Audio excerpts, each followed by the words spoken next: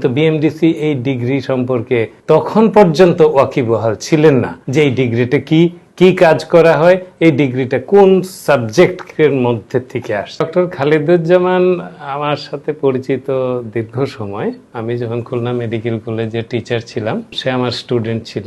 যে আলোচনা এসেছে সামাজিক মাধ্যমে সুপার স্পেশালিটি বা ক্লিনিক্যাল এমব্রিওলজিতে যে মাস্টার্স করেছে, আমি অ্যাকচুয়ালি এটাতে রিকগনিশনের ব্যাপারে বা রেজিস্ট্রেশনের ব্যাপারে এই জিনিসগুলোর মধ্যে আমি ইনভলভ, এবং আমি এই প্রফেসর টি.এ. চৌধুরী, আমাদেরও শিক্ষক গুরু, উনি এখন নেই, ওনার মাধ্যমে এবং সোসাইটি অফ অবস্টেট্রিক্স অ্যান্ড গাইনোকোলজির মাধ্যমে আমি বিএমডিসিতে এই ডিগ্রিটাকে রিকগনাইজ করার জন্য আমরা বহু চেষ্টা করেছি। কিন্তু সমস্যা হলো এই সাবজেক্টটা এতই নতুন যে বিএমডিসি তখন প্রশ্ন তুলেছে এই সাবজেক্টটা কিসের ডিগ্রি এটা, যেখানে নির্ধারকদের কাছেই এই ডিগ্রিটা পরিচিত না, সেইখানে একটু তো কনফিউশন হতেই পারে এই আননোন একটা ডিগ্রিকে কিভাবে রিকগনাইজ করা যায় বা ফরম্যাটে আনা যায়। তো সেই প্রশ্ন কিন্তু আমরা বিএমডিসি থেকেই শুনেছি, এবং তাদেরকে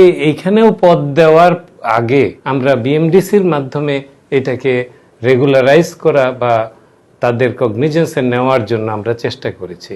কিন্তু বিএমডিসি এই ডিগ্রি সম্পর্কে তখন পর্যন্ত ওয়াকিবহাল ছিলেন না যে এই ডিগ্রিটা কি কাজ করা হয়, এই ডিগ্রিটা কোন সাবজেক্টের মধ্যে থেকে আসে। তো সেটার ব্যাপারে তো বিএমডিসি জানার কথা, তাদের কাছে এটা অ্যাপ্রোচ হয়েছে। তো এখন যদি কোনোদিন এই ডক্টর খালিদুজ্জামান বা তার লেভেলের বা ওই ধরনের কোনো লোক রাষ্ট্রীয় নীতি নির্ধারণের পর্যায়ে আসে, তাহলে এই সব ডিগ্রিগুলোকে অন্তত বুঝাইতে সমর্থ হবে এটার গভীরতা কি এবং প্রয়োজনীয়তা কি, যাতে নীতি নির্ধারকদের মধ্যে এই ধরনের কোনো কনফিউশনের আর অবকাশ না থাকে।